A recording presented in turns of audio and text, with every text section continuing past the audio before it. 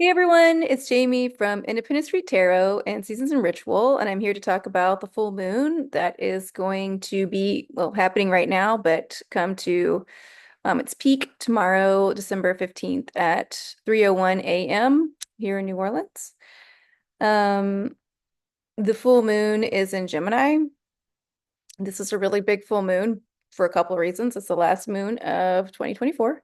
But also on that date, Mercury is stationing direct. And this is a really interesting full moon because Mercury rules Gemini and Sagittarius is ruled by Jupiter. And Mercury is in Sagittarius and Jupiter is in Gemini. So we've been working with this energy of mutual reception.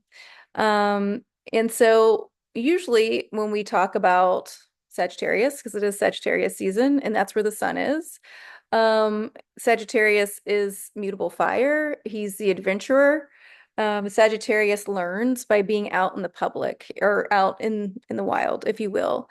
A lot of times we talk about Sagittarius as like learning things in books and then going out into the real world, see if it matches up, and then later in life forms its own opinion in order to live. And that is a very technical way of looking at it. Kind of, it's supposed to kind of be happening all at once, but it is this idea that Sagittarius, it's fun, but he goes out, he adventures, and he pays attention, and he sees to what lights people up. He sees what lights himself up because he is fire and he's mutable. So it is this idea of, well, I was taught one thing this way, but now when I go out and I see that's not how it works in the real world. Oh, okay, this is how they do it. That's cool. This is how they do it. That's cool. This is how they do it. That's cool. And so Sagittarius at its highest self is this idea of live and let live, right? Okay, this works for them. Awesome. And then if Sagittarius can bring that back and integrate it into themselves, they usually do. Now, Sagittarius is lower vibe, is very judgy and sarcastic. So my dad's a Sagittarius, so he goes both ways. So in very judgmental and like not saying about my father anymore, but like just lower Sagittarius vibe is very judgmental, like that'll never work. You know, why would anyone think that? That is just disgusting. Okay, like really low, like really low. But that higher vibe really is like fun. This is going to work. Let's try it out and see. Um, what's the hurt, that kind of energy. And so we have the sun in Sagittarius, and it's asking us, okay, where are we now? What is our next adventure? Where do we want to go? At the same time, though, Mercury has been retrograde. And so Mercury has been asking us, seriously, what do we want our next adventure to be? Are there some adventures that we wanted that we haven't gotten to yet? What are some things that I really like doing that lit me up? Am I still doing those? Was I able to get more things accomplished when I did things a certain way differently? Was my life easier, in those times? And it's not this delusion of like those were the best times and things were easier when we were still working. It's literally asking us like, were there things that we used to do that kept me on track, that kept me in my adventure, that made me get outside, meet new people, um, be in the world, right? And in its fire, so it is physical. It's not necessarily being in the world through the computer as much as in being out in the world. And I say that knowing, I watch videos on YouTube where people travel and I really enjoy that. But it is in that inspires me, right? And so it is bringing some of that in, but also seeing how we can get out in the world. And then we have the moon in Gemini, right? Opposites. And Gemini is the twins. Gemini rules communication. Gemini rules Mercury.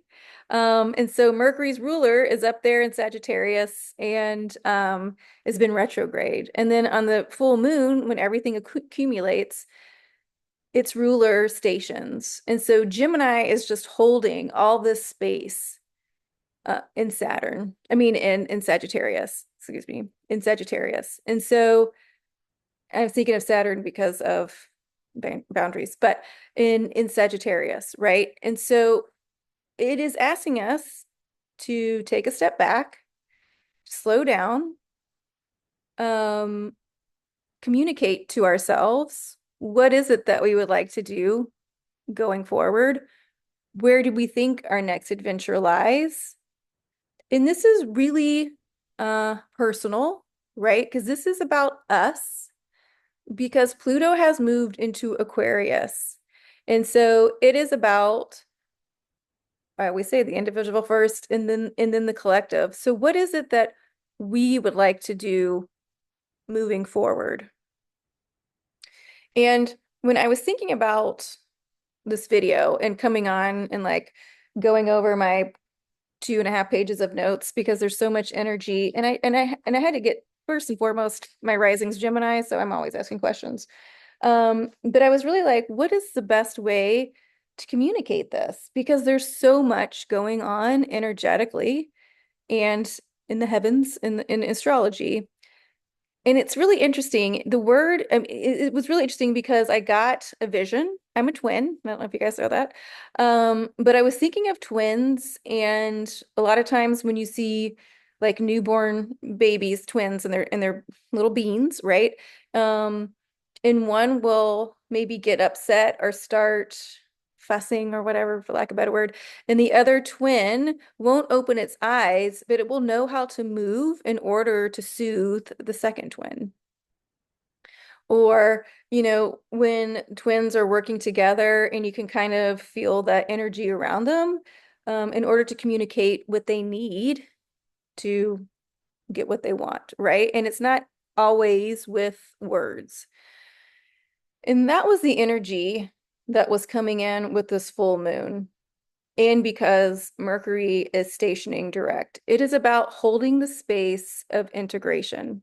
And I find this very interesting because I was talking to my friend this morning and she used the word integration just like a snap, like, oh, it's you need to integrate blah blah blah, because we were talking about computer stuff. And I was making some notes. And so, but to me, that is what this full moon is all about. Integrating this new way of communication, this new way of showing up, this new way of being, right? What is authentic to ourselves? And how are we going to stay authentic moving forward? So during this full moon, we have a T-square, and the sun and the moon are squaring Neptune.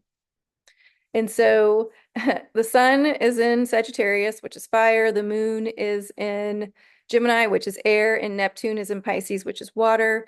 And so what we need, as Helena would always say, as Helen would say, I don't know if you guys remember when we used to do our videos, she would always say, what is that element that's missing?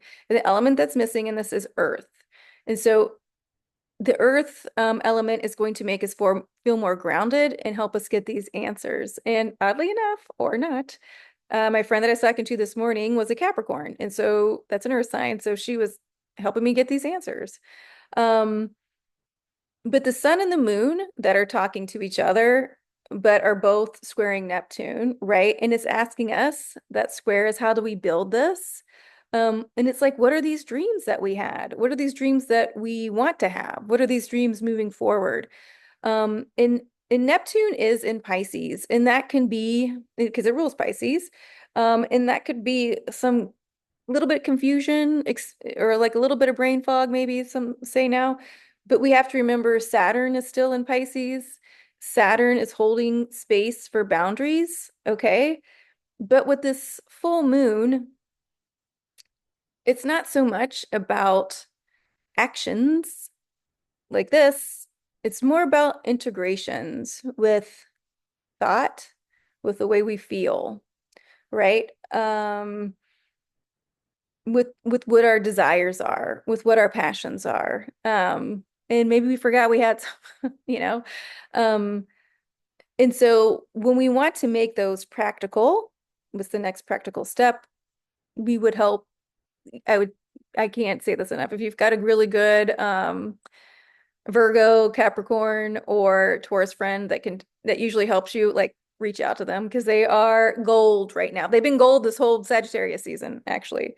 Um, you reach out to them because that's going to bring in that element that you need. Another thing you could do is just go for a walk, okay? Maybe mull things over because we're at kind of at a crossroads where a lot of things are coming up and we have to kind of make that decision. Do I want to keep moving forward with this, or is this a jumping off point? And if you can have that other perspective come in from someone that's grounded, like an earth sign, and again, use common sense. If your earth sign friends are cuckoo bananas, then maybe you don't bring this up with them. And then I was saying the other day, but or maybe this is the time they just shine and then they go back to being nuts. I don't know. But um because Gemini is communication, you kind of want to make sure you're communicating with the right person about these things. So there's that. But also like going for a walk, I'm not kidding, holding stones. If you got crystals, or I was talking to a client the other day and she's like, my boyfriend collects rocks. I was like, well, hold a rock, that's going to ground you. That's going to slow down your thoughts because we are in an intense time of integration. The fact that we have mutual reception between Gemini and Sagittarius because both their rulers are in each other's signs. And at the peak of the full moon, Mercury is stationing, which means it's holding a bunch of space because it's like stopped and getting ready to move the other way. Um, that is where we are. Mars has slowed down because Mars is now in a full-blown retrograde, which is great. There's nothing wrong with that. But he's in retrograde in Leo. Leo rules the heart. Leo is ruled by the sun. And we talked about our self-confidence. But if these fire signs, there are passion, there are desires, there are motivations, and maybe we have different motivations now. That Pluto moving into Aquarius is re-examining all this stuff. So before with Pluto in Capricorn, it was all about work, work, work. And we have Uranus who rules Aquarius in Taurus, and Taurus was all about money. And Uranus has been ripping up Taurus because we have to have new earth in order to plant these new seeds with Pluto in Aquarius. So everything's shifting, everything's changing. How are we going to integrate this? How are we going to integrate this on this full moon? It is about kind of taking a little bit of a time out. It is kind of like recalibrating where we are as people. It is zooming out and seeing the big picture. Jupiter likes to expand, right? Jupiter is retrograde in Gemini. Would say it was like about picking a path now. And so we kind of need to take a break and pick the path that we want to go down. And maybe the path that we want to go down, we do want to revisit some things that we used to do. And maybe there were some really simple ways or like the really simple things, how we worked them that are going to be really helpful again, So maybe you revisit those and see. But because I can't get rid of this picture that was in my mind though about the twins working together. A lot of times when we talk about Gemini, and when I talk about Gemini, I always think it's the head and the heart, how they work together, how they communicate. And that is this energy of integration. A lot of times when we speak of Gemini, it's always like duality. This one's saying go left, this one's saying go right. Actually, this is right and that's left. And so it's really hard to come to a conclusion. But again, if we piggyback on this idea of Mars and Venus within us working together as one, we have to allow the twins to work together as one too. It doesn't mean that they might not give us different options, but we can ask them, we can say, this is where I want to go. How can I get there? What's the easiest route? The path of least resistance. It's okay if you guys want this. It's totally okay. Okay.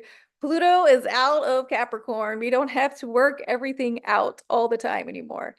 But see the twins and that Gemini energy working together in order to get you there, putting things in front of you in order to get you there, telling you things in order to get you there. And one way that we're going to be able to do this, which is interesting to say, is really cut down on all the distraction and all the chatter,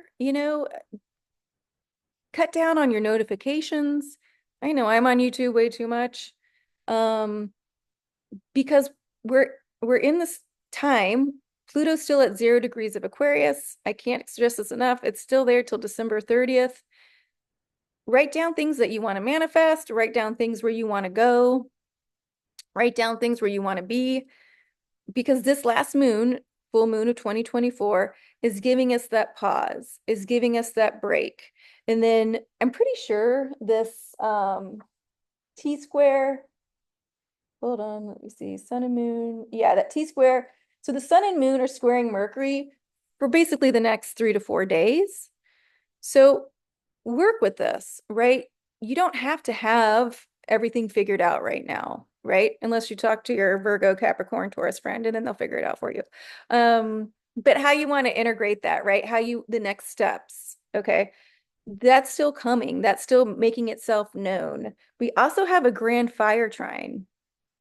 So the sun is trining Mars. So the sun's in Sag, fire, mutable fire.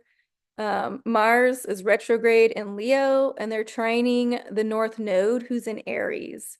And that North Node is how we show up. That North Node is authenticity, right?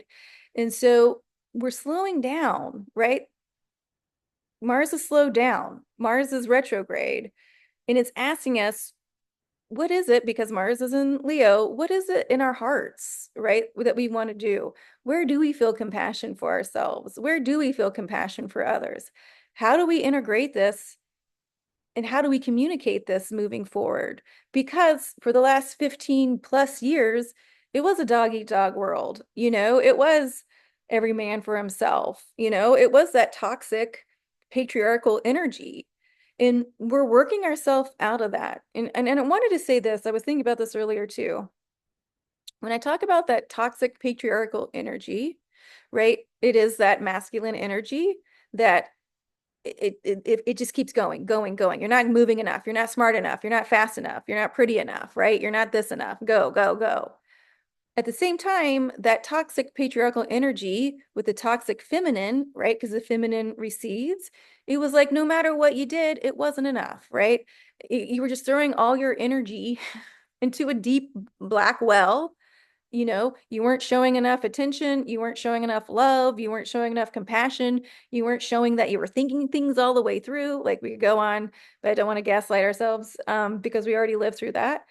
And we're moving out of that. We're moving out of that toxic patriarchal energy with the toxic and masculine and feminine qualities. And so, how do we integrate this new energy, right? How do we integrate this divine feminine energy that's showing up in the masculine and in the feminine, right? The masculine in that divine feminine energy moves with a purpose, right? Moves with a conscience, listens to its intuition, right? That divine feminine energy that is receiving sees that it's receiving, says thank you, understands it takes time to incubate the dream, right?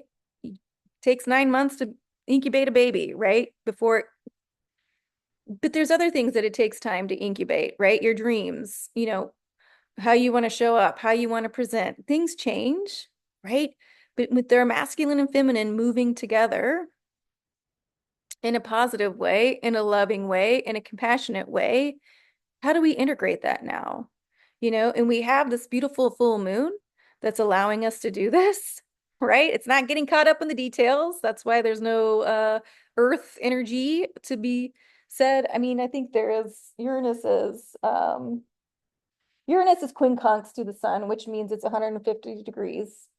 Okay, so there is some earth energy in this, but it's Uranus who's blowing up the earth right now. So in rules Aquarius. So, well, yes, it's there, but it's still this time of revolution. It is still this time of newness. It's still this time of not the old. Okay. And so take what you can with this and know that there's going to be more, right? Because Jupiter is is retrograde in Gemini. And Jupiter will expand on what we have, right? and it'll expand on what we want to bring in. We got to remember Jupiter's gifts and luck. Um, but even if it's not clear right now, because we have that T-square with Neptune, it will become clearer. But it is almost like a not a test in patience, but basically we've got 4 days for this T-square to kind of, settle down on the full moon. Mercury stationed, so then it's got to get going again. Um, and as an Aquarius who's like always in the future and doing things, this is for me too, right? This is I gotta, I want to go in different ways too. Um, but with this, the Grand Fire trine, it is saying that we are getting lit back up. We are getting excited again. It's just how do we integrate this in this new age of Aquarius? It's not going to look, feel, sound like it did with Pluto and Capricorn. And right now, especially in America, um, like politically, we are dealing with that old patriarchal uh energy. It's still there, right? It's still there. And so I would think most of us are ready to integrate this new energy. A lot of us has been doing the work, and that's why this old storyline doesn't make really any sense. And again, in order to stay focused and keep on your storyline, you got to cut out the distractions, turn off the notifications, um, decide where it is that what you want to focus on, right? That's Jupiter with the twins. Feel the energy you want to focus on. It might not be like super logical, or how do you work with that, because that Pluto is in Aquarius and out of Capricorn. You might not have all the how right this minute, but it is teaching us to be okay with that, to be keep working towards those feelings. It is like that idea of discernment, that Two of Swords, where she sits in meditation and she makes decisions based on what she's intuiting and what she feels instead of what she sees, right? So let's pull a card for this. Before I pull this card, there is one more thing that I want to talk about real fast. And that is Eris. And the sun is trining to Eris because what is not happening? And so Eris, as we know, well, she's trining the sun and she's in a sextile to the moon. And Eris is freedom, truth, justice, honesty, greater equality, right? And how do we feel that? How do we feel all those things, right? And I wrote in parentheses, not being gaslit by the news, okay? Because if you listen to the news, we're all effed, if you know what I mean. So it is important to realize when Eris is involved, right? It is that energy as well as Uranus. Eris didn't get invited to the wedding, so she threw the golden apple in there and created the chaos, the Trojan War, right? And I really feel like this is kind of where we are in America. I can't speak for other places, but it is this idea that all these people are talking and they're not paying attention to all the people, right? It's a really small amount of people that are talking. And Eris has thrown the apple again, right? And we're going to see how they react to this, because what's going to be different is the people here, like the normal people, I don't know what to say, not the oligarch, not that like the 1%ers, right? That's really being appealed to, if you will, in this upcoming administration. We're learning how to recommunicate with each other, right? We're learning how to get on the same page. Um, the sun, right? Eris is trining the sun, so that's talking the sun and sextiling the moon. So again, it's talking to Sagittarius, it's talking to Mercury, who's holding space, and then it's also talking to the moon, who again is with Gemini and with Jupiter. And so if we want more of, I mean, the discord is here, the discord is happening, but if we want more truth, justice, we have to ask, how do we show up in those ways, right? How do we present that day in and day out, right? Where do we understand our place and rise to this occasion? And again, it is about this. Look who's on the bottom, the Tower card. It is about this integration. And if you guys can see, and maybe look up a couple videos, I know I'm telling you guys to get off social media and stuff, but like look up some videos, some sweet videos of twins and how they interact with each other without communicating, because we need to get this new energy of Gemini holding us as well. Yeah. Instead of just seeing like Gemini is going to just keep talking to us and we're never going to feel like we're on the right path. That's not what Gemini is here to do. The twins know how to speak to each other in their own special language. Trust me, I know. And they know how to get to where they want to go. Ooh, you guys, we got some good cards. And this one kind of surprised me, but I'll take it, like in a good way. So for this, we have the Eight of Cups, which is leaving behind what no longer serves us. And honestly, that's not surprising because this new way of integration, right? It's going to help us leave behind what no longer serves us. It's going to get us out of that toxic patriarchal energy where our feelings were just never enough for anything either way, right? Feminine, masculine, none of it. So we're walking away from that. And you can see it's very windy. We got the wind at our backs, right? It's getting us out of there. And on the bottom is the Eight of Wands. And the Eight of Wands is energy coming through. Wands is fire. But it's always coming through after we talk things over or after like you and I are having this discussion, even though I'm coming through you over your computer screen.